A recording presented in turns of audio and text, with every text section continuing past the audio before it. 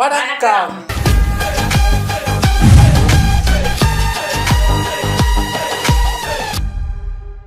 சிவன் கதை part 7 part 8 Tamil stories narrated by mister Bala.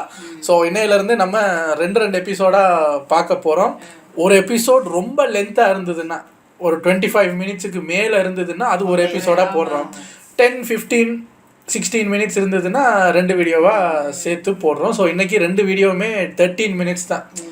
அதனால் 7 and 8 நம்ம பார்க்க போகிறோம். ஸோ ஃபஸ்ட்டு 7 பார்த்துட்டு 8க்கு போகலாம். இது ஒரு 13 + 13 மினிட்ஸ் வீடியோங்கிறதுனால டக்குன்னு பார்த்துட்டு ரெடி.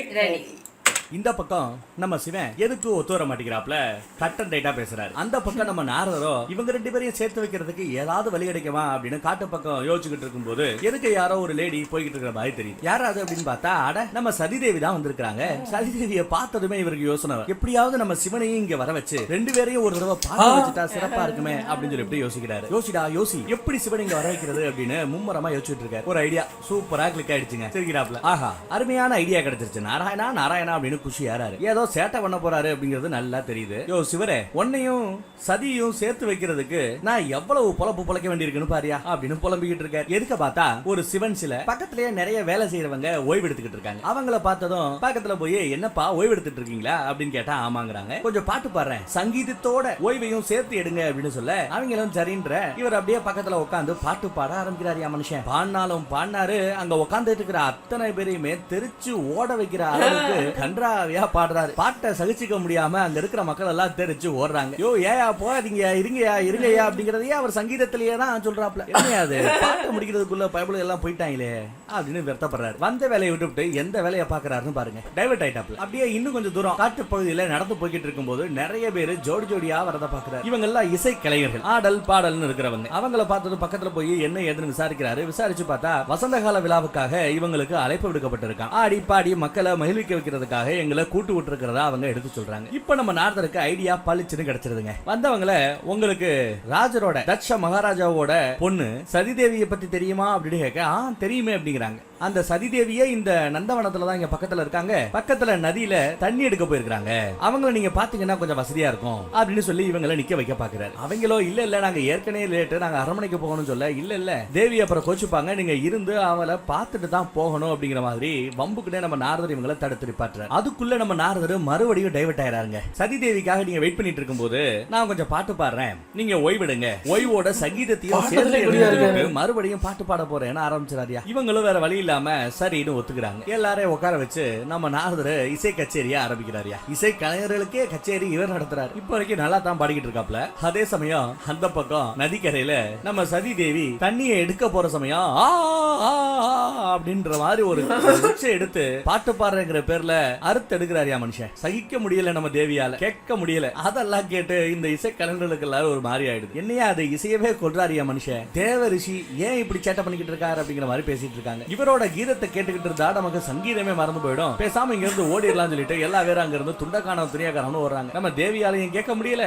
அங்க இருக்கிற பூக்களாலையும் கேட்க முடியல. அந்த பாட்டை கேட்டு பூக்கள் எல்லாம் அப்படியே சொங்கி போகுது. துண்டக்கான துணியாக்காரம்னு ஓட பார்த்தா அதுக்குள்ள இவர் பாடின அந்த இசையில அவங்களுக்கு காது வலி வந்து, அதுக்கப்புறம் தலைவலி வந்து எல்லா பேரும் பொத்துன்னு மயங்கி விழுந்துறாங்க. இவர் கண்ணை மூடிட்டே பாடிட்டு இருந்தவரு இப்பதான் கண்ணை திறந்து பாக்குறாருங்க. பார்த்தா எல்லா பேரும் மயங்கி கிடக்குறாங்க. இந்த பக்கம் நம்ம சதிதேவியோ, யாரு இந்த கத்துறது, இந்த பாட்டை கேட்டு எத்தனை பேருக்கு என்னாச்சோ அப்படிங்கிற மாதிரி நம்ம சதிதேவி நினைச்சுக்கிட்டு சரி லேட் ஆயிடுச்சு கிளம்புவோம் அங்க இருந்து கிளம்புறாங்க. இதெல்லாம் பார்த்து அந்த கலைஞர்கள் எல்லாம் கவுந்து படுத்து கிடக்கிறத பார்த்து நம்ம நாரதர் மிரண்டு போறாரு. என்னாச்சு அப்படின்னு பதறாரு. அதுல ஒரு பொண்ணு தண்ணின்னு கேட்டதுனால அந்த பொண்ணுக்கு குடிக்க கொடுக்குறாரு. என்னாச்சுமா, ஏமா அப்படி படுத்து கிடக்குற அப்படின்னு கேட்டா, நாரதரே தேவ கானத்தை பாட போறதா சொல்லிவிட்டு வேதனை கானத்தை நீங்க பாடிட்டீங்க, அதை எங்களால தாக்கு பிடிக்க முடியல, எங்க எல்லாருமே வேதனையோட உச்சத்துக்கு போய் அப்படியே மூர்ச்சை ஆகி கிடக்குறோம், எங்களை காப்பாத்தணும்னா வேற வழி இல்ல, நீங்க எல்லாம் வல்ல அந்த சிவனை கூப்பிட்டு அவர் மூலமா எங்களுக்கு உதவி செய்யுங்க, எங்களை காப்பாத்துங்க அப்படின்னு சொல்லிட்டு மறுபடியும் வாங்கி விழுந்துறாங்க. ஆக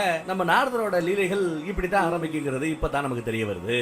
நாரதரும் கைகூப்பி எல்லாம் வல்ல சிவனே வாங்க வந்து இந்த மக்களை காப்பாத்துங்க அப்படின்னு கும்பிடுறாரு. மயங்கி கிடக்கிற இந்த இசை கலைஞர்களை காப்பாத்துங்க, அருள் புரிங்க அப்படிங்கிறார். அந்த பக்கம் நம்ம சிவன் இன்னும் தியானத்துலதான் இருக்காப்ல. தயவு செய்து வந்து இவங்களை காப்பாத்துங்க, இல்லைன்னா இந்த நாரதரின் மீது கொலை பழி விழுந்துரும், அந்த பழியிலிருந்து என்ன மீட்டெடுங்க, என்ன காப்பாத்துங்க அப்படின்னு கெஞ்சுறாரு. கேக்குறாரு. தெரிஞ்சோ தெரியாமலையோ தப்பு பண்ணிட்டேன், தயவு செய்து வாங்க வந்து இவங்களை காப்பாத்துங்க அப்படின்னு காலில் விழுந்து சாஷ்டாங்கமா அப்படியே தரையில படுத்துறாரு மனுஷன். தலை குனிஞ்சு கும்பிடுறாரு. அதுக்கப்புறம் தான் நம்ம சிவன் அந்த பக்கத்துல தியானத்துல இருந்து கண்ணை முடிக்கிறார். நாரதருக்கு முன்னாடி அப்படியே பயங்கரமா பணிகள் சூட ஆரம்பிக்க ஒரு பழமையான மரத்துக்கு பின்னாடி எல்லாம் வல்ல நம்ம சிவன் காட்சி அளிக்கிறார். அந்த குளிர்ச்சியை நம்ம நாரதராலையும் உணர முடியுது. அப்படியே நிமிர்ந்து பார்த்தா அந்த பனி புயலுக்கு மத்தியில நம்ம சிவனை நம்ம நாரதர் கொஞ்சம் கொஞ்சமா பாக்குறாருங்க. அப்படியே கேமரா க்ளோஸ் அப்ல போகுது. இவர் எதிர்பார்த்த மாதிரியே நம்ம சிவன் இங்க வந்துட்டார். சதிதேவி இருக்கக்கூடிய அதே காட்டு பகுதிக்கு, அதே வனப்பகுதிக்கு வந்துட்டார். பார்த்ததும் நாரதருக்கு அளவில்லாத சந்தோஷம், திருப்தி. நம்ம கூப்பிட்டதும் அந்த சிவனே வந்துட்டாரு அப்படிங்கிற அந்த சந்தோஷம். நெஞ்சுருக வணக்கத்தை போட நம்ம சிவனோட முகத்தை காமிச்சு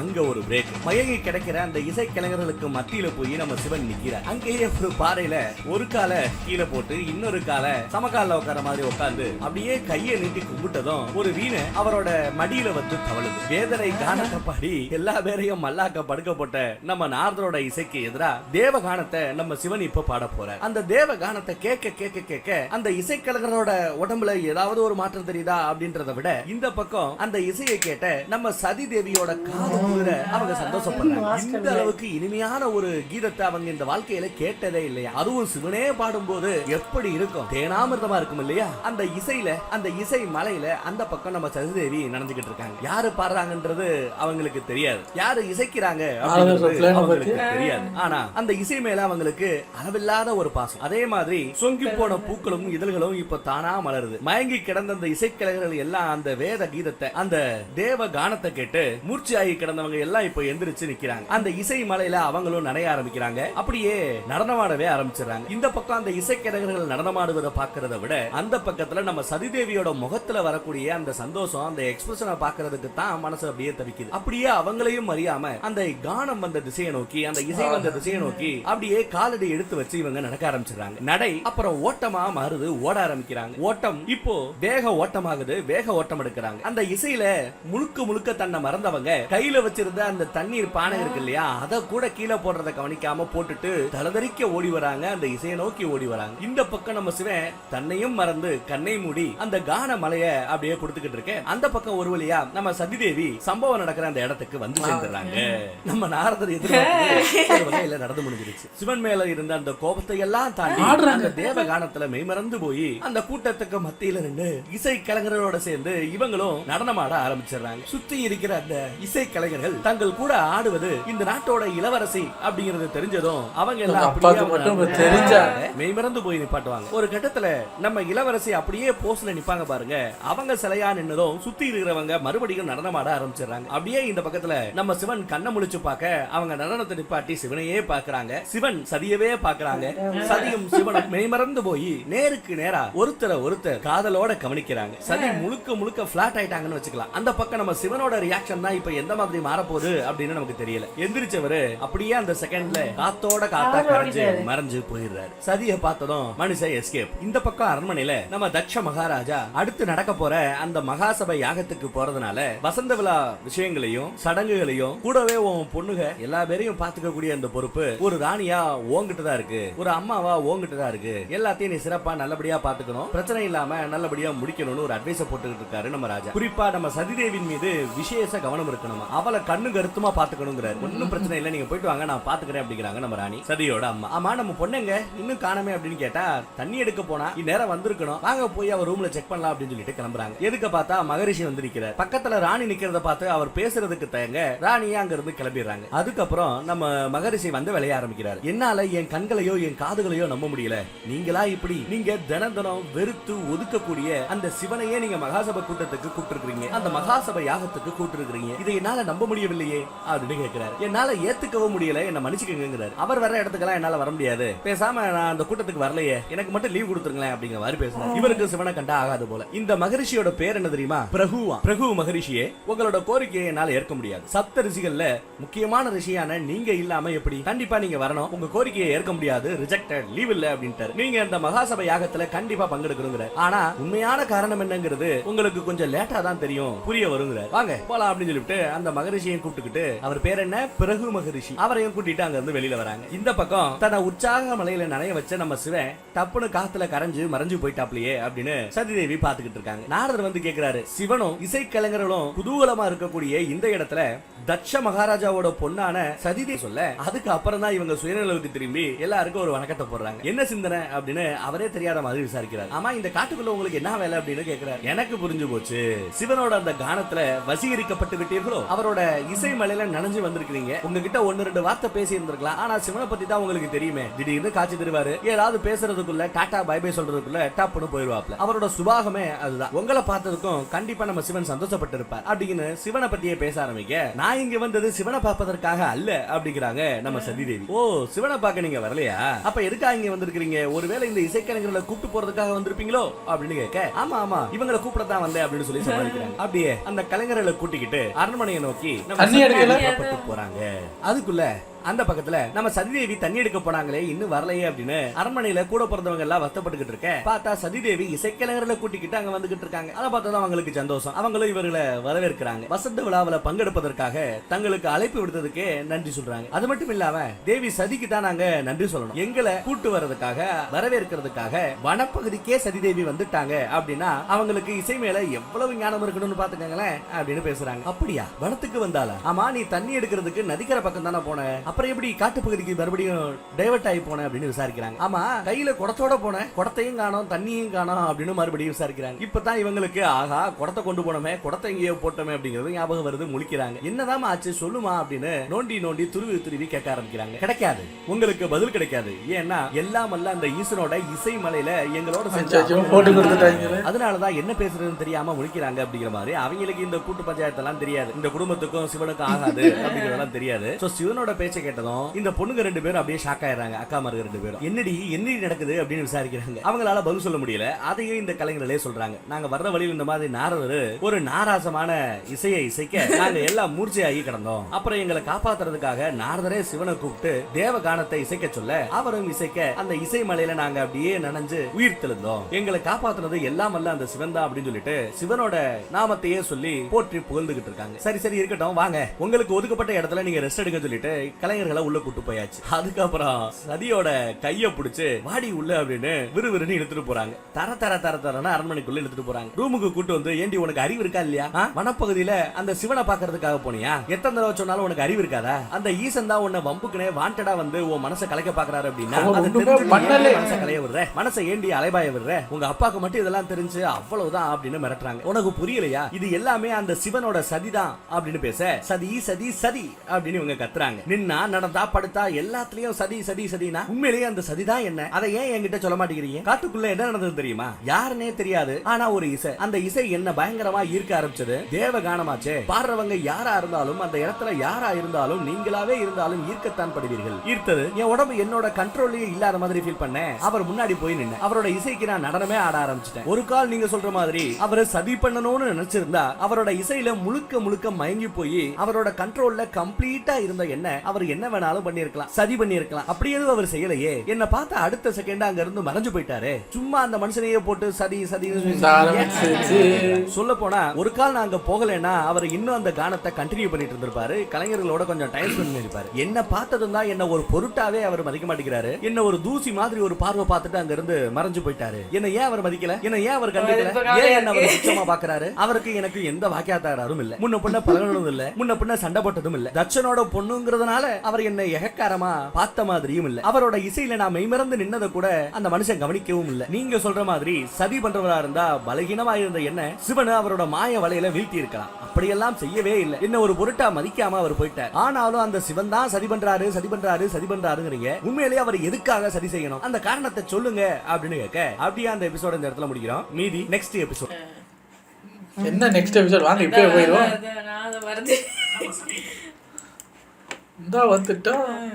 ஓகே, இப்போ நம்ம பார்க்க போகிறது எபிசோட் 8.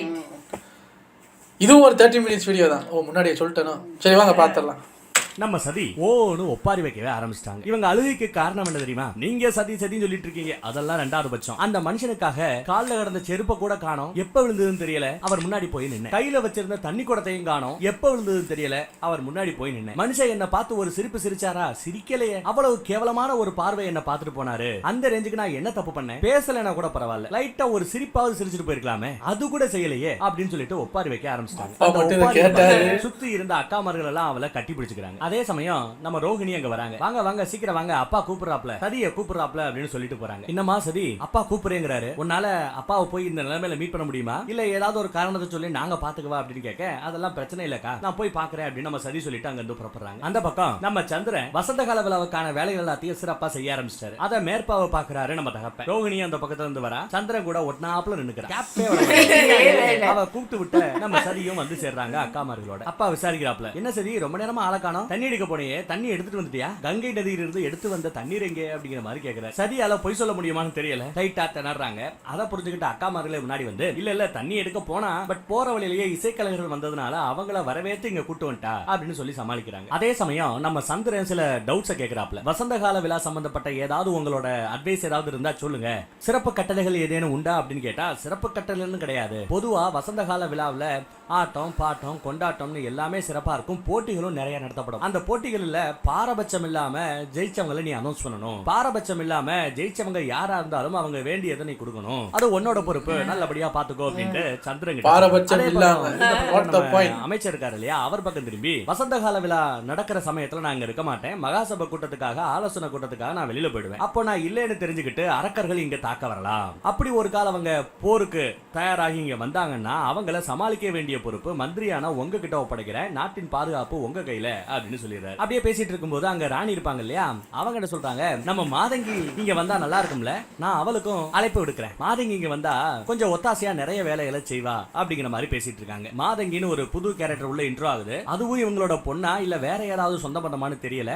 எப்போ அந்த உறவு முறையை சொல்லி கூட இருக்கிற கேரக்டரை ஏதாவது கூப்பிடுறாங்களோ அப்பதான் அந்த உறவு முறை யாரு என்னன்னு நம்மளால சொல்ல முடியும். இப்போ வரைக்கும் மாதங்கின்னு ஒரு கேரக்டர் உள்ள என்டர் ஆக போகுது அப்படிங்கறது தெரிஞ்சுப்போம். அதெல்லாம் இருக்கட்டும், நம்ம காசி இருப்பாப்லையே அவர் எங்க அப்படின்னு நம்ம மன்னர் விசாரிக்க ஆரம்பிச்சா, அதான் நீங்க மகாசபை கூட்டத்துக்காக சிவனுக்கு அழைப்பு விடுக்க சொன்னீங்க இல்லையா, அதனால காசி அவர்கள் தற்சமயம் ததீசி குருநாதரை போய் பார்த்திருப்பாரு, அவரையும் சேர்த்து கூட்டிக்கிட்டு அப்படியே அங்க இருந்து கைலாய மலைக்கு போய் சிவனுக்கு அழைப்பு விடுக்க போயிருப்பாப்ல அப்படின்னு சொல்றாரு. கைலாய மலைன்னு இவங்க பேசிட்டு இருக்கிறத கேட்டது இந்த பக்கம் சதியோட முகத்துல வெளியே சொல்ல முடியாத ஒரு சந்தோஷம். இந்த பக்கம் கைலாய மலைக்கு போய்கிட்டு இருக்கிறவங்களை காமிக்கிறாங்க. அங்க நம்ம காசி ததீசி குருநாதர் கிட்ட, மன்னர் இவ்வளவு சீக்கிரம் மனம் மாறுவார், இவ்வளவு சீக்கிரம் ஆலோசனை கூட்டத்துக்கு சிவனுக்கு அழைப்பு விடுக்க சொல்லுவார் நான் எதிர்பார்க்கவே இல்ல, எவ்வளவு ஆச்சரியமா இருக்கு தெரியுமா அப்படின்னு பேச, அதுக்கு நம்ம ததீசி குருநாதரும், ஆமா எனக்கும் அந்த ஆச்சரியம் உண்டு, ஆச்சரியப்படுற இந்த விஷயத்துல நீங்க தனிமையில் இல்ல, நானும் சேர்ந்தே இருக்கிறேன், நிறைய பேருக்கு அந்த சந்தேகம் உண்டு, எல்லாம் நன்மைக்கே அப்படின்னு அவங்க பேசிட்டு போயிட்டு இருக்கும் போது அவங்களுக்கே தெரியாம அவங்க பின்னாடி ஏதோ ஒரு கருப்பு கலர்ல புகை ஒண்ணு அவங்கள ஃபாலோ பண்ணிக்கிட்டே போகுது. அப்படியே அந்த புகை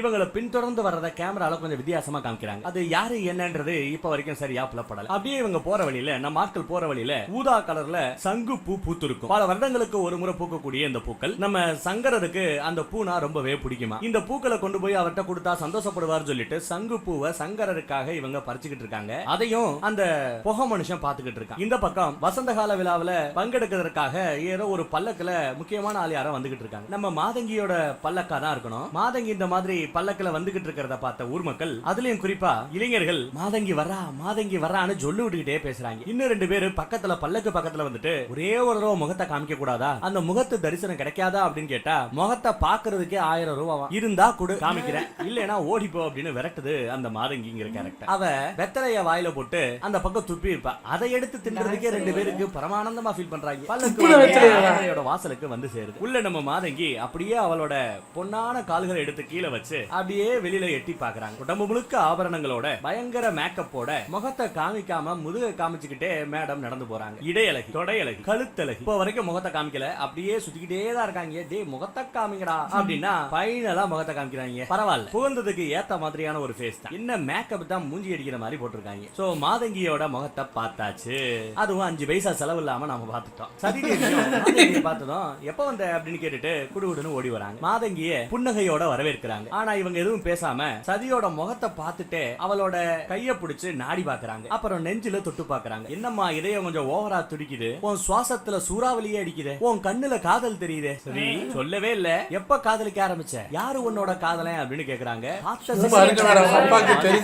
ஒரு மிரட்சி. இவளுக்கே தனக்கு இருக்கிற அந்த உணர்வுக்கு பேரு காதலா அப்படின்னு தெரியல. ஆனா வந்தவ ரொம்ப அசால்ட்டா இது காதல் தான் அப்படின்னு அடிச்சு சொல்றாங்க. உடனே நம்ம சதிதேவி மாதங்கியோட கால்ல விழுந்து வணங்குறாங்க. ஐயோ என்ன இப்படி, இளவரசி என் கால்ல போய் விழலாமா அப்படின்னு தூக்கி விடுறாங்க. என்னதான் இளவரசியா இருந்தாலும் எனக்கு நடனத்தை சொல்லி கொடுத்த என்னோட நடன குருநாதர் நீங்க, உங்களை மதிக்காம தகப்பனா ஆசீர்வதிங்கள்னு கேக்குறாங்க. மாதங்கியும் ஆசீர்வதிக்கிறாங்க. அதுவும் எப்படி? ஒரு கால் நான் கல்யாணம் பண்ணியிருந்தா இந்நேரம் எனக்கு உன் வயசுல ஒரு பொண்ணு இருப்பா, நீ ஏன் கூட எனக்கு பொண்ணா பிறக்க வாய்ப்பு இருக்கு, கல்யாணம் பண்ணிக்காம அப்படியே இருந்துட்டேன், நீ என் பொண்ணு மாதிரி நல்லா இருக்கணும் அப்படின்ற மாதிரி ஆசீர்வதிக்கிறாங்க. சரி வாங்க அம்மாட்ட கூட்டு போறேன் அப்படின்னு சொல்லும் போது நில்லுன்றாங்க. என்ன காதல் குறித்து நான் உங்ககிட்ட பேசினேனே அதெல்லாம் சரிதானே அப்படின்னு கேட்டா அந்த பொண்ணு ஒரு மாதிரியா முகம் மாறுது. அதை புரிஞ்சுக்கிட்டே இவங்க, அட சும்மா சொன்னம்மா, இதுக்கு போய் சும்மா காட்சிக்கு சொன்னதுக்கே ஏன் மூஞ்சி இப்படி அப்செட் ஆகுது, ஃப்ரீயா விடு வா போலாம் அப்படின்னு மாதங்கி கூட்டு போறாங்க. அந்த பக்கம் ஒரு வழியா நம்ம ஆட்கள் கைலாய மலைக்கு வந்து சேர்ந்தாச்சு. நம்ம டிஸ்டர்பன்ஸ் எப்பவும் போல இவங்களை வேவு பாக்குறாங்க, வேடிக்கை பாக்குறாங்க. சங்கு மலர்களை கையில அப்படியே எடுத்துக்கொண்டபடி நம்ம தத்தீசி குருநாதர் அங்க வந்து சேர்றாரு. அங்க நம்ம நந்தி வராரு. நந்தி இவங்களை பார்த்து ரொம்ப சந்தோஷப்படுறாரு. இந்த டிஸ்டர்பன்ஸுக்கு இப்ப என்ன ஃபீல் பண்றாங்கன்னா,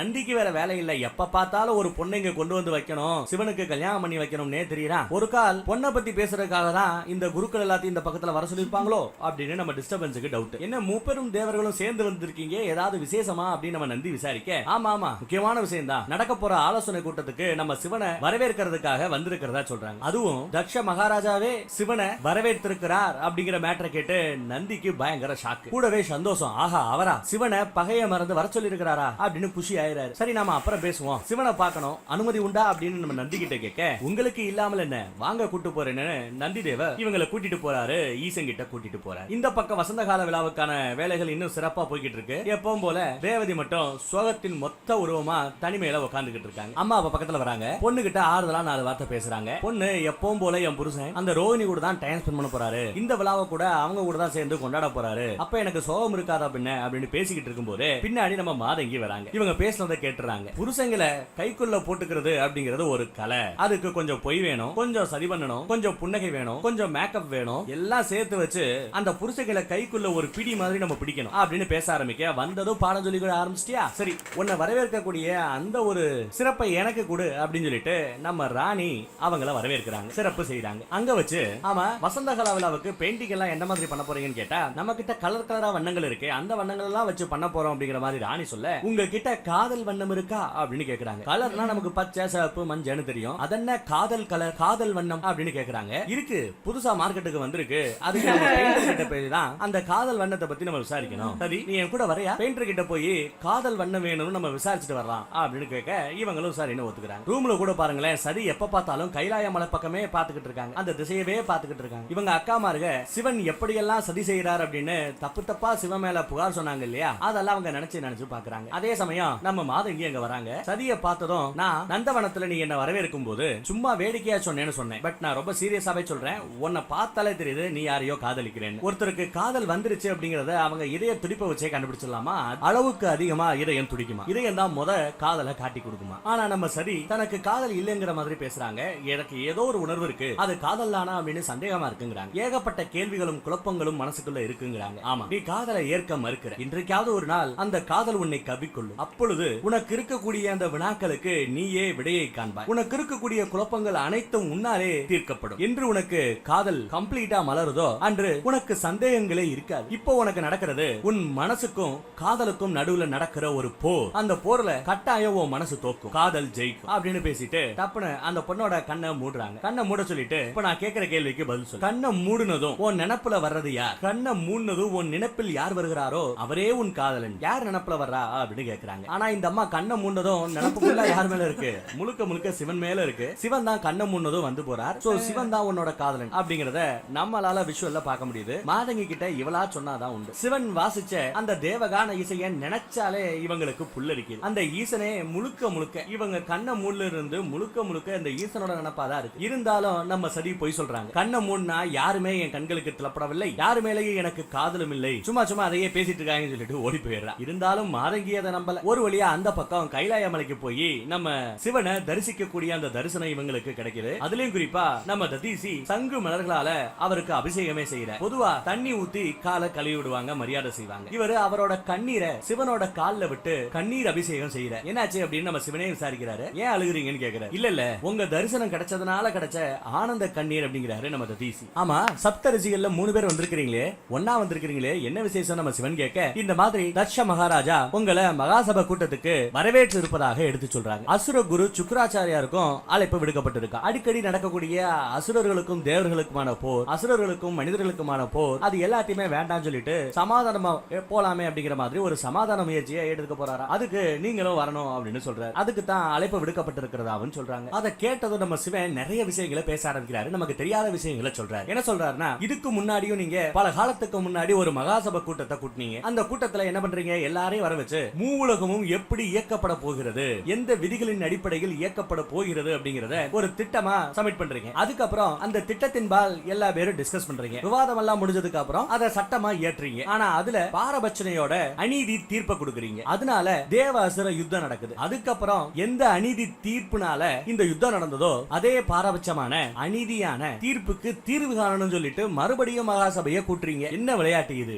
இந்த மாதிரியான தீர்ப்புகளும் தீர்வுகளும் எனக்கெல்லாம் செட் ஆகாது. இதுலதான் நான் பங்கெடுக்க விரும்பல. ஏன்னா நீங்க வாட்டுக்கு ஏதாவது ஒரு பிரச்சனை பண்ணி எடுத்தது யுத்தம்னு ஆரம்பிச்சிருங்க. பொதுவா யுத்தம்னு வந்தா பாதிக்கப்பட போறது இயற்கை தான். மண் வளம் பாதிக்கப்படும், காட்டு வளம் பாதிக்கப்படும், காட்டுல வாழக்கூடிய விலங்குகள் பாதிக்கப்படும், இயற்கை அழியும். இதுக்கெல்லாம் காரணமா இருக்கிறது உங்க மகாசபை கூட்டம் தாயா, உங்ககிட்ட இருக்கிற அந்த பாரபட்சம் தாயா. பாரபட்சமே உலக அழிவுக்கு காரணம். உலகத்தில் இருக்கும் அத்தனை ஜீவராசிகளும் பாரபட்சம் இல்லாமல் நடந்து கொண்டால் உலகமே சொர்க்கமாயிடாதா? இந்த மனித வாழ்வுல இருக்கிற அந்த காலமே பொன்னான சொர்க்க காலமா இருக்காதா அப்படிங்கிற பெருசா அந்த மகாசபை கூட்டத்தின் மேல விருப்பம் இல்லைங்கிற மாதிரி பேசுற. அப்ப நம்ம காசி குருக்கள் இருக்காரு இல்லையா, அவரு காசி ரிஷி, நீங்க சொல்றதெல்லாம் சரிதான், அதனாலதான் உங்களை நாங்க மகாசபை கூட்டத்துல கூப்பிடுறோம். நீங்க இருக்கிற இடத்துல அநீதி நடக்க வாய்ப்பே இல்ல. நீங்க இருந்தீங்கன்னா வருங்காலத்துல தப்பு நடக்க போறத இப்பயே நம்ம கண்ட்ரோல் பண்ண முடியும். நீங்க கண்டிப்பா இருக்கணும் அப்படின்னு மறுபடியும் பிரஷர் போட்டு வரவேற்கிறார் நம்ம காசி. உங்களுக்கு என்ன வேணும், அந்த மகாசபை கூட்டத்துல என்ன காண போறீங்க அப்படின்னு கேட்டா அமைதி ஒற்றுமை அப்படிங்கிறாரு நம்ம காசி. அந்த அமைதியும் ஒற்றுமையும் கிடைக்கிறதுக்கு